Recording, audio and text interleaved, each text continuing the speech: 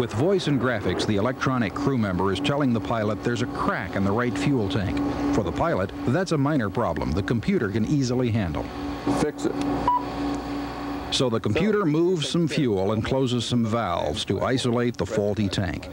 If that sounds like magic, it is. Microprocessor application of graphics and interactive communications. And we're not really flying. We're trying out experimental military cockpit systems on the ground at the Air Force's Flight Dynamics Laboratory at Wright-Patterson Air Force Base, Ohio. In the old days, we had a bunch of dials and knobs and gauges, and everyone had a single purpose. Those were called dedicated or single purpose. Cockpits are changing in the sense that we're now putting in television sets or cathode ray tubes. And now these don't have a single purpose, but many purposes, and so they're called multifunction. So the key thing is design the pictures which appear on those television sets. And that's what we're trying to do in Magic. We work quite closely with the Navy, and specifically the Naval Air Development Center. And the pathway in the sky idea is a naval concept.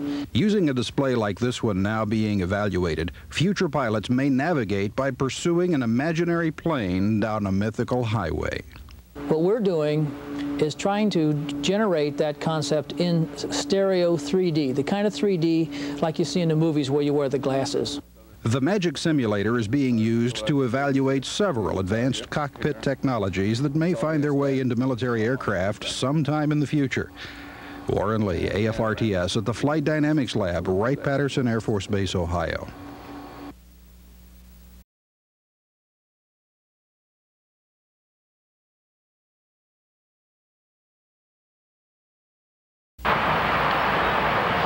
The pilots of combat aircraft are very busy flying, navigating, communicating, and operating weapons and self-defense systems.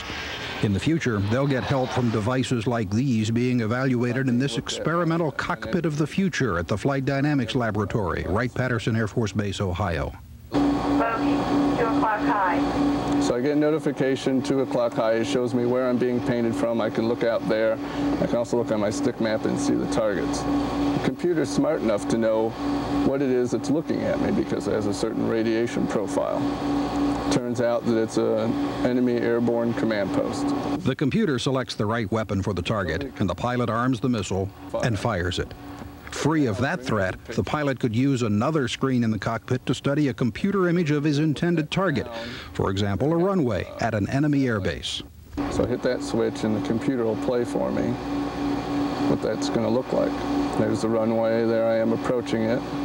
Using a system like these graphics developed by the Army, a commercial airline pilot could rehearse a difficult landing approach to make a smoother touchdown. 316's on the ground, coming to 2. Just as a fighter pilot could improve attack accuracy. This is not a cockpit of any particular aircraft. It's a generic cockpit where we can look at a lot of different things to evaluate. What you will find that various bits and pieces of this will go into different aircraft at different time periods, depending on how mature the technology is. As awesome as it may seem today, the magic that goes on behind this plain steel door is still 5 to 10 years away from the flight lines and carrier decks of the world. Warren Lee, AFRTS, Wright-Patterson Air Force Base, Ohio.